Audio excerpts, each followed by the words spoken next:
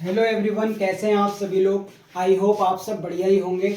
आज जो है हम ना अपना न्यू टॉपिक स्टार्ट करने जा रहे हैं, यानी हम क्लासिफिकेशन ऑफ ब्रायोफाइटा में जो एक हमारा जीनस है स्फैग्नम, उसके बारे में पढ़ने जा रहे हैं। हमारा टॉपिक क्या है? स्फैग्नम। तो स्फैग्नम को डायरेक्ट पढ़ाने से पहले कुछ डिटेल दे देता हूं, क्योंकि कई लोग जो है कनेक्ट नहीं कर पाएंगे, इसीलिए थोड़ी सी डिटेल देना जरूरी है। देखो, क्लासिफिकेशन ऑफ ब्रायोफाइटा, यानी जो ब्रायोफाइटा का जो क्लासिफिकेशन है ना, वो 3 क्लासेस में बटा है। पहली क्लास है हेपेटियोप्सीडा, जिसको लिवरवर्ट्स भी कहते हैं, एंथेरोसिरोप्सीडा जिसको जो है हॉर्नवर्ट्स भी कहते हैं, और फिर है ब्रायोप्सीडा। तो ब्रायोप्सीडा में जो एग्जांपल है इसमें आते हैं हमारे फ्यूनेरिया आता है, पॉलीट्राइकम आता है, स्फैग्नम आता है। तो आपने ये पढ़ चुके होंगे। जो आज हमारी जो क्लास है ब्रायोप्सीडा, उसमें भी हम जो शुरू करने जा रहे हैं वो है हमारा स्फैग्नम। तो अगर आपसे पूछा जाए कि स्फैग्नम हमारा टॉपिक है, तो इसमें हमें किस तरह से क्वेश्चन पेपर में आपको लिखना है। अगर एक लॉन्ग क्वेश्चन आ जाए, यानी कि लॉन्ग क्वेश्चन में आ जाए लाइफ साइकिल ऑफ स्फैग्नम, तो सब कुछ को हम डिस्टर्ब कह रहा हूं, सबको हम डिस्कस करेंगे। क्या बात कर रहे हो सर, डिस्टर्ब क्या? आप शुरू में ही आप डिस्टर्ब कर दे रहे हो। देखो, टॉपिक हमारा है स्फैग्नम। आइए स्टार्ट करते हैं। देखो, जब हम स्फैग्नम को स्टार्ट करेंगे तो सबसे पहले उसका सिस्टमैटिक पोजीशन हमें पता होना चाहिए, यानी कि उसका सिस्टमैटिक पोजीशन कैसा है, वो किस जगह रखा जा रहा है, किस क्लास में है, उसका डिवीजन क्या है, उसकी सब क्लास क्या है, ऑर्डर क्या है, फैमिली क्या है, जीनस क्या है और स्पीशी क्या है। और ये ऑब्लिगेट कैटेगरी जो होती है ना, उसके बेसिस पे देखो, इसका जो डिवीजन होता है वो होता है ब्रायोफाइटा। अगर आपसे पूछा जाए कि इसका डिवीजन क्या है, तो ब्रायोफाइटा है। किंगडम तो प्लांट किंगडम पता ही है आपको, प्लांट किंगडम का पार्ट है। फिर क्लास पूछे तो ब्रायोप्सीडा, उसमें भी मसई। देखो, ब्रायोप्सीडा में जो मॉसिस आते हैं ना, इसको जनरली मॉसिस भी कहते हैं, तो उसमें एक इसमें आता है क्लास मसई में आता है। इसकी सब क्लास की बात करें तो सब क्लास होगा स्फैग्निडेई, और ऑर्डर है इसका स्फैग्नेल्स, फैमिली है इसका स्फैग्निएसिएई, और जीनस है इसका स्फैग्नम, जो कि हमें आज डिस्कस करना है और जितना हो सके आज के लेक्चर में कवर किया जाएगा। देखो, सीधा हैबिट एंड हैबिटाट में आने से पहले, क्योंकि हम किसी भी चीज को स्टार्ट करते हैं तो उसके हैबिट और हैबिटाट पे जाते हैं, उसकी न्यूट्रिशन के ऊपर जाते हैं, उसके स्ट्रक्चर के ऊपर जाते हैं, और क्या जाते हैं, रिप्रोडक्शन के ऊपर जाते हैं, यानी कि जो कि फर्टिलाइजेशन कहा जाता है, इन सबको समझते हैं। पर उससे पहले भी हम क्या करें, हमें तो लॉन्ग क्वेश्चन लिखना है, यानी उसका आंसर लिखना है, तो हमको जो है अच्छे नोट्स चाहिए, और क्या चाहिए, बेहतरीन हैंड राइटिंग चाहिए। तो हम क्या करेंगे, पहले कुछ इंट्रोडक्शन देख लेते हैं। तो इंट्रोडक्शन की बात करते हैं। तो आपसे कह रहा है जो स्फैग्नम है, इस पॉपुलरली ना पॉपुलरली ना कि popularly, sphagnum is popularly known as bog moss and peat moss और टर्फ मॉस।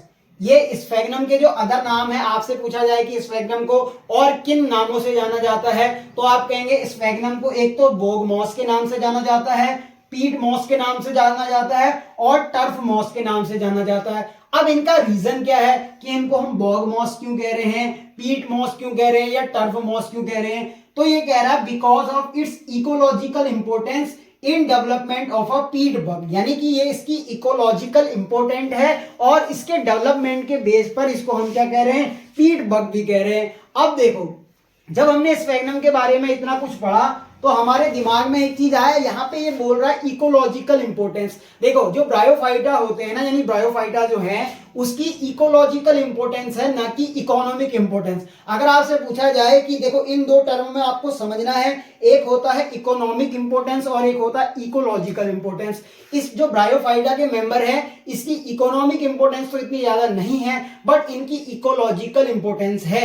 अगर आप किसी भी इकोसिस्टम की बात करें जहां पे सॉइल का फॉर्मेशन हो रहा है, जैसे आपने देखा होगा नदी का कोई किनारा है, या क्या कहते हैं तलौआ जैसा आपने देखा होगा, या कोई ऐसा चीज देखी होगी जहां पे क्या हो रहा है कि जमीन नहीं है, वहां पे अगर प्लांट ग्रो होना शुरू करते हैं तो सबसे पहली जो स्पीशीज आती है उसको बोलते हैं लाइकेन, और लाइकेन के संग वहां पे मॉस भी ग्रो करते हैं। तो पाइनियर स्पीशीज आपसे पूछा जाए, पाइनियर क्या होता है, जो फर्स्टली सबसे पहले आती है उस जगह पे, यानी जो प्राइमरी स्पीशी होती है उसको बोलते हैं पाइनियर स्पीशी। उसमें एक तो हमारे लाइकेन होते हैं और मॉसिस होते हैं।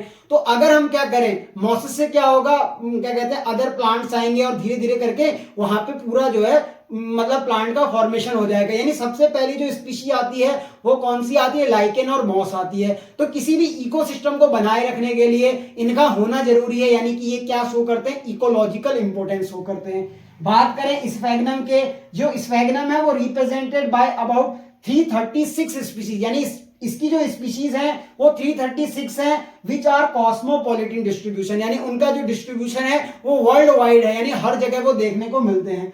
अगर बात करें इन इंडिया, यानी इंडिया में इसकी कितनी स्पीशी पाई जाती हैं, तो in India it is represented by about 20 species in Himalayas, यानी कि हिमालयी रीजन में, जो हिमालय वाला रीजन है ना, वहां पे जो है इसकी 20 स्पीशीज देखने को मिलती है। अगर आपसे पूछा जाए कि पूरे वर्ल्ड वाइड में कितनी इसकी स्पीशीज हैं, तो 336, बट अगर इन इंडिया पूछा जाए तो आप बोलोगे 20 स्पीशीज है। देखो आपके ऐसे ऑब्जेक्टिव क्वेश्चन भी आ सकते हैं जिसमें ये चीजें पूछी जा सकती है। बात कर रहे हैं इसके इंपॉर्टेंट स्पीशीज कौन कौन से हैं। एक तो है एस निमोरियम, दूसरा है एस टेंटेलम। ये एस का मतलब क्या होता है, तो जैसे कि स्फैगनम निमोरियम हो गया, स्फैगनम टेनेलम हो गया, स्फैगनम मोलस्कम हो गया, और ये जो क्या है इसकी इंपॉर्टेंट स्पीशीज हैं। और कुछ स्पीशीज जैसे एस ओबेसम यानी स्फैगनम ओमेसम, और एस कस्पीडेटम यानी स्फैगनम कस्पीडेटम जो होती है वो सबमर्ज्ड होती है। अब आपको एक चीज बताता हूं, फिर मैं इसके हैबिट और हैबिटाट में जाऊंगा। देखो आपने क्या सुना है कि डेवलपमेंट ऑफ प्लांट सुना है कि आज के जो प्लांट है वो जिम्नोस्पर्म एंजियोस्पर्म आ चुके हैं, तो यहां तक पहुंचने में बहुत समय लग गया। आपसे मैं पूछूं कि लाइफ का ओरिजिन कहां हुआ था, तो आप ये बोलेंगे कि लाइफ जो है सबसे पहले आई थी सॉइल में आई थी कि वाटर में आई थी। सोचो, वाटर में आई थी सर, यानी कि वाटर में अगर लाइफ आई है तो फर्स्ट प्लांट कौन से होंगे, हमारे फर्स्ट प्लांट होंगे एल्गी, यानी कि हमने एल्गी से शुरुआत करी और हम जो है एंजियोस्पर्म में आ चुके हैं। कहीं से शुरुआत की और कहां पे हम आ चुके हैं, यानी कि हमने जो है एल्गी से स्टार्ट करा और आज हम जो है हमने सामने जो देख रहे हैं वो एंजियोस्पर्म तक हम पहुंच चुके हैं। ये मिट गया, अब आपने नोट कर लिया होगा। हाँ, तो एंजियोस्पर्म तक हम पहुंचे, तो क्या इसकी डेवलपमेंट प्रोसेस रही, तो एल्गी सबसे पहले प्लांट थे जो वाटर में आए। अब जमीन की तरफ को लाइफ बढ़ना शुरू हुई, यानी कि क्या हुआ कि कहते हैं लाइफ अब जमीन में आनी शुरू हो गई।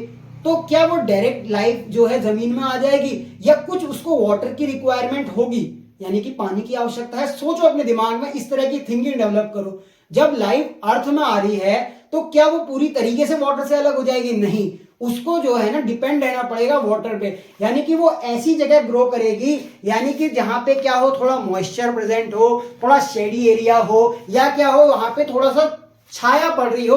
ऐसा नहीं कि वो डायरेक्ट कांटेक्ट में हो सन के, अगर वो सन के डायरेक्ट कांटेक्ट में होगी तो वो मर जाएगी, क्योंकि अभी जो है ना लाइफ कहां आ रही है, सॉइल पे आ रही है, अभी आई नहीं है। देखो एक जनी यहां से यहां पहुंचा ऐसे, तो जब वो यहां से यहां पहुंचा तो डायरेक्ट थोड़ी पहुंचा, एक छोटे कदम से उसने वहां पे पहुंचा, सीधा नहीं कि जो है जंप मार दी, मतलब एक कदम उसने आगे बढ़ाया है कि वो वाटर में भी रहेगा और साथ में बाहर को भी आ रहा है। यानी कि एक हिसाब से मैंने एक कदम आगे बढ़ाया कि अब मैं जो है आगे को बढ़ूंगा। तो इससे क्या समझ में आया कि उसको वाटर की जरूरत है, यानी कि वो ऐसे एरिया में ग्रो करेगा जहां पे हल्का वाटर हो और साथ में कुछ नमी प्रेजेंट हो, डायरेक्ट सन के कांटेक्ट में ना हो, ऐसी चीज होना चाहिए। तो क्या है कि अगर हम बात करें कि जो ये ब्रायोफाइटा होता है, इस ग्रुप को पूरे हम क्या कहते हैं, एम्फीबियन ऑफ प्लांट किंगडम। तो एम्फीबियन ऑफ प्लांट किंगडम क्यों कहते हैं, क्योंकि इसके लिए जो फर्टिलाइजेशन के लिए वाटर रिक्वायर होता है। तो अब बात करें कि जब ये लैंड पे आ गई, यानी कि जमीन पर आ गई, तो कुछ स्पीसीज इसकी कहां पाई जाएंगी, वाटर में भी पाई जाएंगी। यानी कि इसका जो हैबिट और हैबिटाट की बात करें ना, ये एक तो सॉइल में भी हो सकती है, यानी एक कदम इसने बाहर निकाल रखा है और एक कदम इसका पीछे है, यानी कि ये क्या है, सॉइल में भी है और वाटर में भी है। अर्थात इसकी कुछ स्पीसीज क्या हो सकती हैं, यानी वाटर में सबमर्ज हो सकती है। सबमर्ज के एग्जांपल थे एस ओबेसम, एस कस्पीडेटम, और कह रहा है कि जो टेरेस्ट्रियल आ गई यानी बाहर भी आ गई, उसमें एस निमोरियम, एस टेनेलम और एस मोलस्कम आ गए। यानी कुछ स्पीसीज ऐसी हैं जो अभी अपना पांव पानी में फंसारे हुए हैं और कुछ जो है सॉइल में आ गई। अब ये सॉइल में आ गई, इसका मतलब ये नहीं कि पूरी तरीके से इंडिपेंडेंट हो गई, यानी कि ये थोड़ा सा जो है वाटर की आवश्यकता है इसको फर्टिलाइजेशन के लिए, गैमीट मूव करेंगे, पर उसके लिए क्या होगा कि वाटर की रिक्वायरमेंट होगी। अब कई देखिए, यानी इसके जो क्या कहते हैं, जो इसके देखो एल्गी में आपने पढ़ा था जू स्पोर वगैरह बनते हैं, यहाँ पे जो है स्पोर वगैरह नहीं बनते।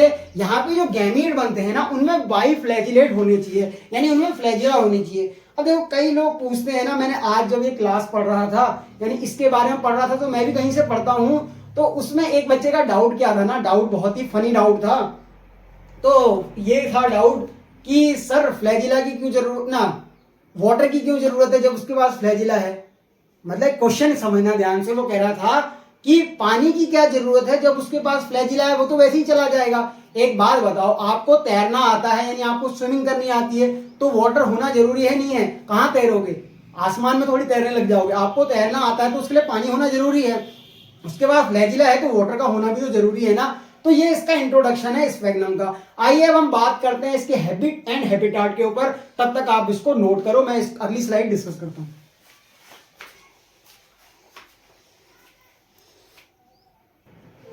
तो बात करते हैं इसके हैबिट एंड हैबिटाट के ऊपर। आज का जो लेक्चर है ना वो यहीं पे मैं खत्म करूंगा, यानी कि हैबिट एंड हैबिटाट पढ़ा दूंगा और कुछ इंट्रोडक्शन और दे दूंगा।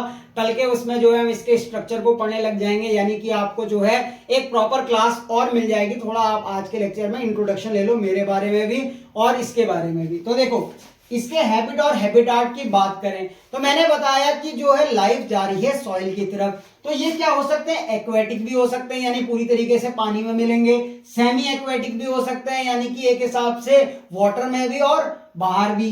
जैसे एम्फीबियन सुना है आपने? एम्फीबियन क्या होता है? मेंढक। मेंढक कहाँ रहता है सर? सॉइल में भी रहता है, वाटर में भी रहता है। तो ये उसी तरीके से बिहेव करते हैं, ठीक है। ग्रो करते हैं इन डेंस मासेस और क्यूजन इन स्वैम्स, पॉन्ड में, तालाब के किनारे, लेक ऑफ मार्जिन, झील के किनारे, moist heaths and the wet hill sides, यानी इन जगहों पर ये ग्रोथ कर सकते हैं।